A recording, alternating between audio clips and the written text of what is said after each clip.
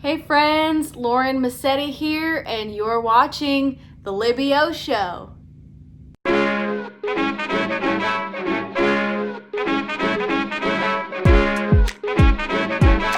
How did she do it? Do it. Do it. Do it. Libby. Libby. Libby. 3, 2, Libby. 1. It's the Libby O Show. Lauren Mascitti, welcome to the Libby O Show. How are you? Hi, I'm doing well. Thank you so much for having me. I'm excited to be a part. So thank you for inviting me to come on. Of course, and I'm so honored that you get to be here today to share more about your single and your American Idol experience and lots of other really important things. But first off, talk about just this season, what it's been like for you. I want to thank you for serving on the front lines. To those who, it's been really fulfilling. I know at the beginning of this year, I had taken off some time to do American Idol, and actually the top 21, we were all out in LA whenever all of this started, and we'd been out there for about a week, and they called us all into a room and said, okay, well, we're gonna have to send you all home. We're in the middle of this quarantine, and so it was just kind of crazy, something that nobody ever would have dreamed would happen.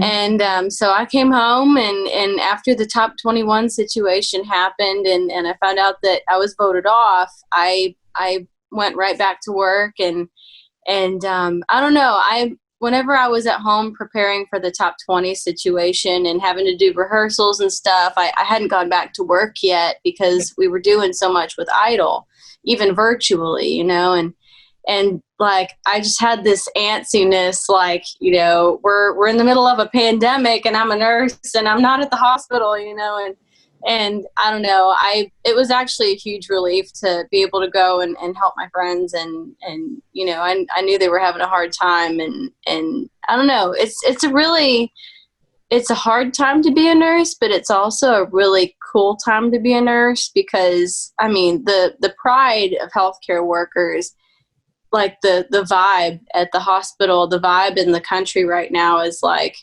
I don't know, it's a really cool time to know that I'm a part of something bigger than myself. So it's really fulfilling. Yeah, and being a part of that purpose of helping people and making their day, and it could be as small as just being there and offering a smile, or in your case, music, being able to have that platform. So talk first a little bit about, the American Idol experience from a virtual standpoint. I watched a little bit of that, through social media. And so what was that like for you specifically, as a contestant to compete? Well, they aired, starting from the top 20 on is when it went virtual. So I didn't get to, none of what I did aired for that part, but they had sent me all the equipment and everything. And I was involved in all the meetings, and not being a techie, that was very hard for me. Even this whole Zoom meeting thing, I'm like, what am I doing? But I don't know. You're doing great so far, though. Thank you very much. I appreciate it. Yeah.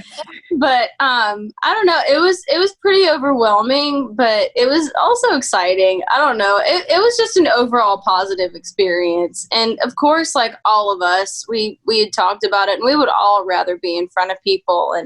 And part of the whole electricity of being able to be a performer and be on stage is to see people's reaction and to have a connection on that level. And I don't know, and I'm a hugger. Like, whenever I meet people at shows and stuff, I just like saying, thank you for being here. Thank you for coming.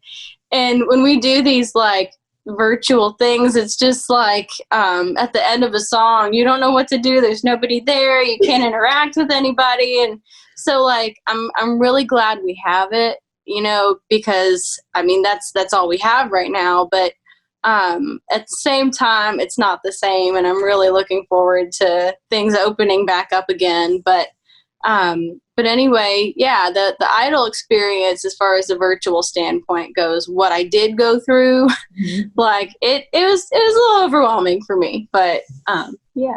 But really cool to say that you were able to be a part of it. And yeah. talk about maybe something that you learned from the judges during that time that, you've taken with you, and that you look forward to applying, maybe even to your performances when we are able to actually gather and you're able to be around your fans and, be in community with them.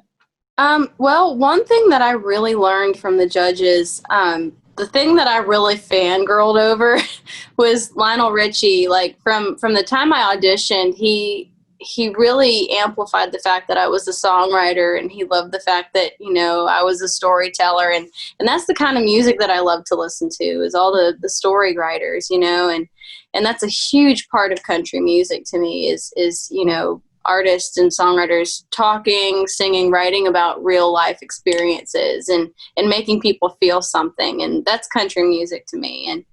And so the fact that Lionel Richie kind of jumped on board real quick was a huge honor. And I thought that was so cool. The guy that co-wrote We Are the World likes the song that I wrote.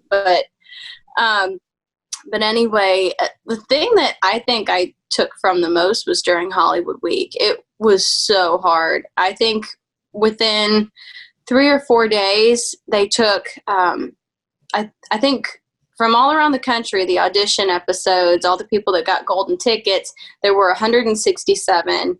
And within 3 or 4 days, they whittled it down to 40.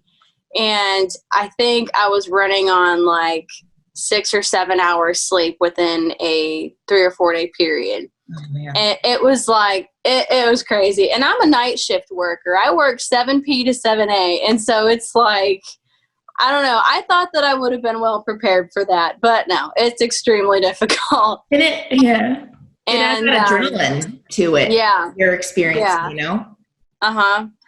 And that's all I was running on, really. But it was kind of intimidating, like at first, to see 167 incredible singers, incredible artists, and all these people doing like vocal acrobatics and vocal gymnastics and just really just showing off their chops. And I'm just like, oh man, like I'm this little country singer that sings old school country. Like, can I stand up to that? And at first I kind of thought, oh, like, I don't know if this is what I'm supposed to be doing, but like when I saw that the judges really liked that about me and the fact that it kind of set me apart from everybody else, I kind of started to realize that maybe the fact that I was different and kind of did stay in my own lane, that was my strength, and it did help me to stand out. And so I don't know, it really gave me, at the end of the week, it gave me a really strong sense of pride to kind of be trying to carry the torch of the music I love. And I don't know, it really taught me to embrace my uniqueness. And I don't know, that was really empowering for me. So I think that helped me later on, and just trying to stay true to who I am and not think I have to be something else to impress anybody. So I love that. And, it's a good affirmation of like, I'm on the right track, which I think all creators seek and that they want in their life. And that's awesome that you're, sticking to that path and not letting, maybe what you think you should be doing to mold, your creativity. So, yeah. Speaking of music that you love, I watched your cover of 7 Year Ache by Roseanne Cash. Oh yeah. Love. Thank you good. so much. And everybody that's watching can go check it out on Instagram. So that was a fun one. Song. It was a perfect fit for you. Thank you so much. Well, I don't know. Whenever the quarantine thing started and I was still doing Idol, I thought, music, this is all we can do is post videos, and nobody can go out and hear live music anymore. So I thought that I would start a little series like #ClassicCountryCovers, and just kind of trying to bring some notice to the music that I grew up on and the songs that really inspire me. And so people started sending me, when I started it, people started sending me requests for songs that they love. So like a lot of stuff from the 50s, 60s, 70s. And I had a few people that were requesting 7-Year Ache, and I'm just like, that was recorded in 1981. So I don't know if that's so much a classic country cover, but like Roseanne Cash is just such an incredible writer and the daughter of a legend. And I don't know, just as a side note, I love listening to her speak in music documentaries about her outlook and her take on different eras of the music that she grew up with, and just the way she describes music. She's such an intellectual, and I can see why she's such an incredible writer. But I don't know, I really think she's great, and I had a lot of people requesting that song, and so I don't know. I'm still taking requests, so I'm still doing it. So if anybody goes to Instagram or YouTube or my Facebook and look up the hashtag classic country covers, they'll see a bunch of videos that I've done since quarantine started. But yeah, it's been a lot of fun. I'm sure. Well, I'll be sure to put in a request. Thank you. I'll do it. I'll be thinking. So who are like some of your favorites right off the top? Because maybe I can think of one now that I can put in. Awesome. Well, of course, Linda Ronstadt. Crystal Gale is another one that I just grew up listening to. She's my spirit animal. And Patsy Cline, of course. As far as the men go, Waylon Jennings is like my favorite. Merle Haggard, George Jones. I don't know, anybody from that era, 60s, 70s especially. Emmylou Harris is a huge one. I request You Ain't Woman Enough. I will do cover. It. Okay, I will absolutely do it. That's a great one. I don't know why I haven't done that one yet, but I will do it for sure. I'm so excited. Yeah. You're gonna do it. Oh, thank you.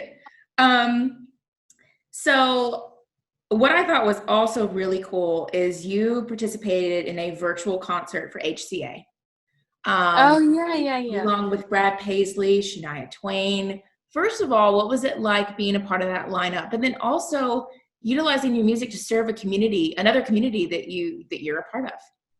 That was really the cool thing about that. I work at an HCA hospital. And so like my work family over there and my publicist team kind of got together and found this opportunity, and it was just really a full circle moment. And then to see the poster with all of those names that I admire so much, and then there's my little name next to it. It's just like, that was a really cool moment, and really fulfilling for me. And like part of my segment, the head of nursing at my hospital got to introduce me, and I did like a little intro video in front of my hospital with all the doctors and nurses that I work with behind me, like waving to the camera and stuff. And it was really cool to just involve everybody. And the song that I performed there was God Made a Woman. And this is a song that I did on American Idol. And, it was inspired by my Nana that raised me, and just what I feel like the Lord calls a woman to be. And I was also really inspired by my work as a nurse writing that. It's a predominantly female field. I love the guys that are in it too. You guys help us so much. But it is a predominantly female profession. And I don't know, it's just something that I feel like women are really hardwired to be, or caretakers and nurturers. And so I don't know, I just think the whole picture was just a huge blessing to be a part of. But yeah. That's awesome. Well, and God Made a Woman is a beautiful song, which I'm glad you brought that up there, because I want to talk a little bit more about it. Those lyrics in the song, was there one specifically that came to mind from the front end of writing it that immediately reminded you of your grandmother, or your Nana, as you call her?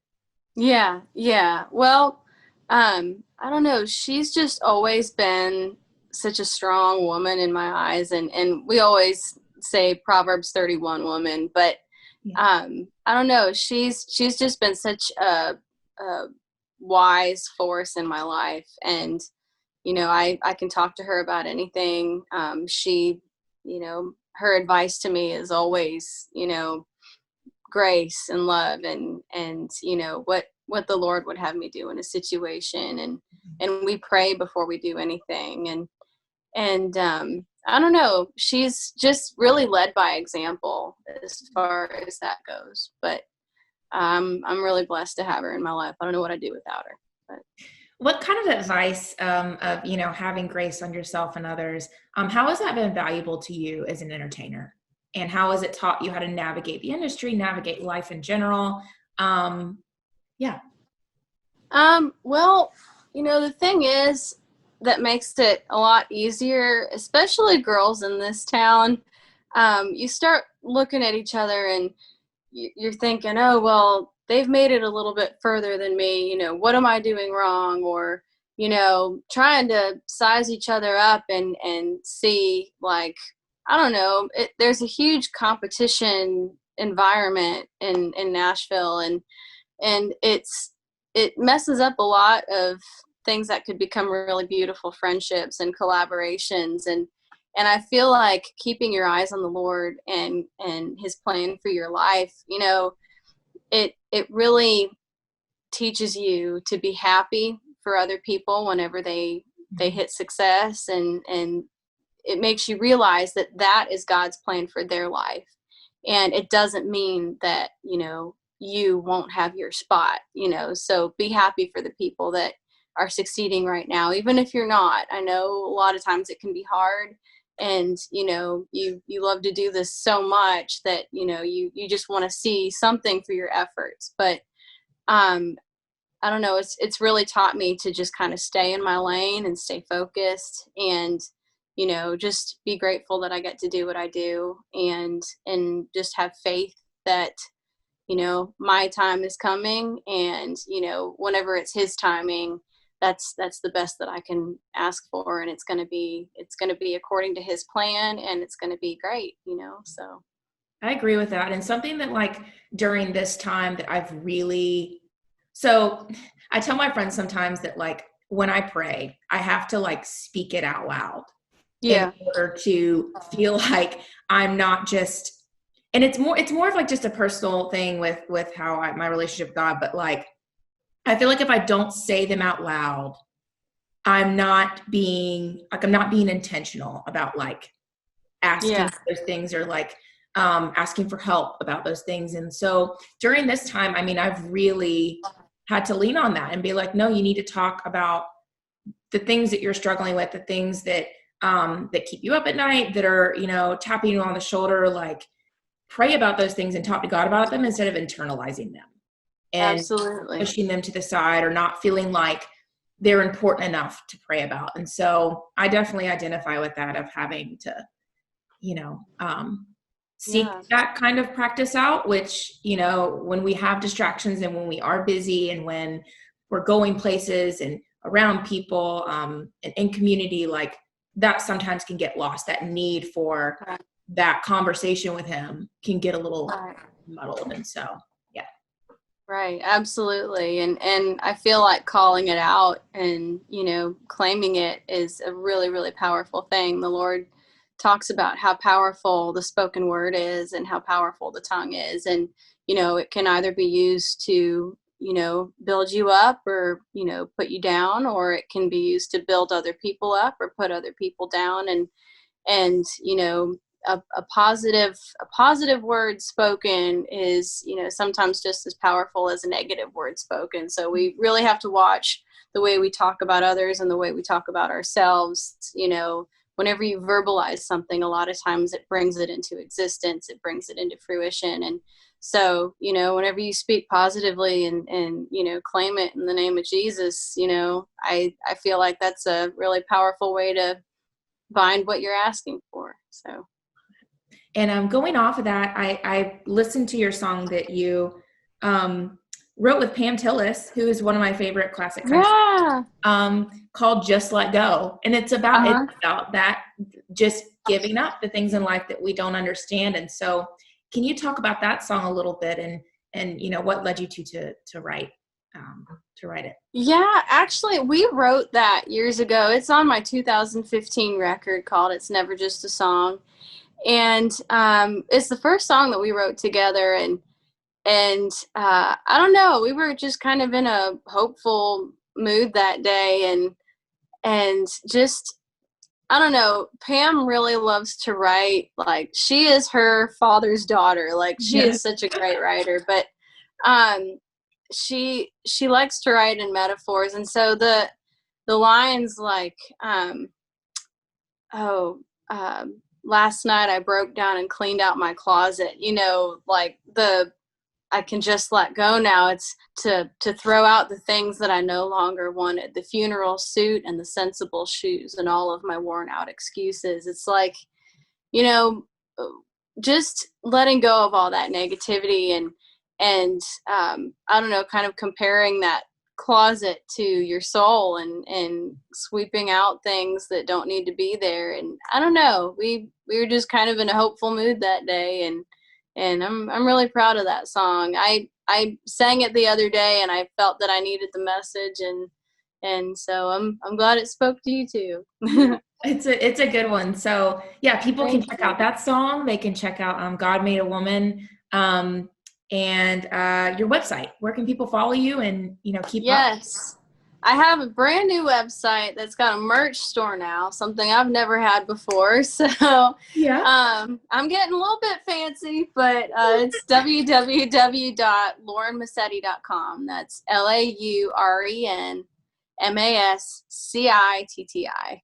And so yeah, I have that, and all the links to my socials are on my website, but you can find me on Instagram, Facebook, Twitter. I have all the stuff. I just downloaded a TikTok too. I haven't actually done anything yet, but again, not a techie, but figuring it out.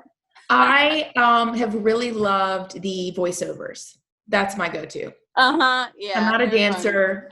I have no coordination. Like no, I'm not about dancing, but I might try to figure out a way to do the classic country cover thing on TikTok if I can. The videos are only 60 seconds, but I'll figure it out.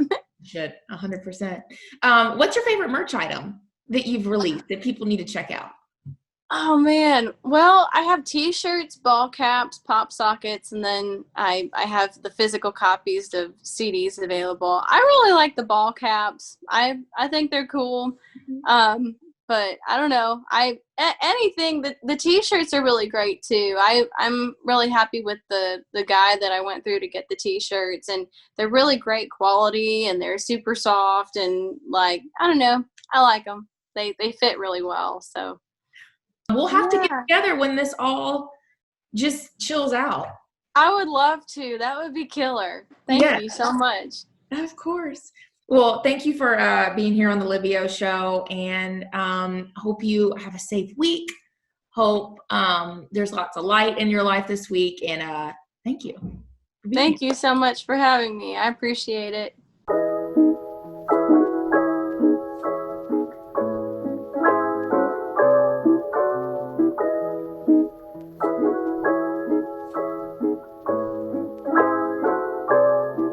It's the Libby O show.